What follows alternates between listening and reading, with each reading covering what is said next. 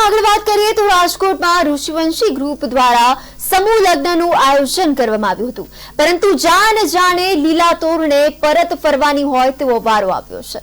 માધાપર ચોકડી પાસે આ સમૂહ લગ્ન યોજાયો હતો। લગ્નના મંડપમાં જાનૈયાઓ અને વરવધુ પહોંચ્યા ત્યારે ખબર પડી કે અહીંયા તો કોઈ જ વ્યવસ્થા હતી નહીં અને આયોજકો ફરાર થઈ ગયા હતા।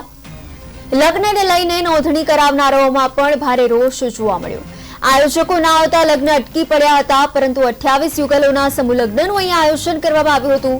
આયોજકો ફરાર થતા પોલીસ પણ બોલાવીને લગ્ન કરવા માટે જાનૈયા પહોંચી તો ગયા, પણ મહત્વની વાત એ કે ત્યાં કોઈ જ આયોજકો હાજર ન હતા। તમામ જાનૈયાઓ એકબીજાના મોઢા જોયા હતા અને કન્યા રડવા લાગી હતી।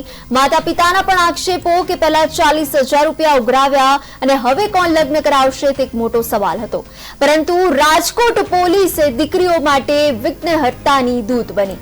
રાજકોટમાં લગ્ન વિધિ પણ શરૂ કરાઈ। રાજકોટ પોલીસ દ્વારા લગ્ન કરાવવાનું આ બીડું પાડવામાં આવ્યું। દીકરીઓના લગ્નની જવાબદારી પોલીસ વિભાગે લેતા દીકરીઓના આંખમાં દુઃખના આંસુ સુકાયા ને હરખના આંસુ છલકાયા।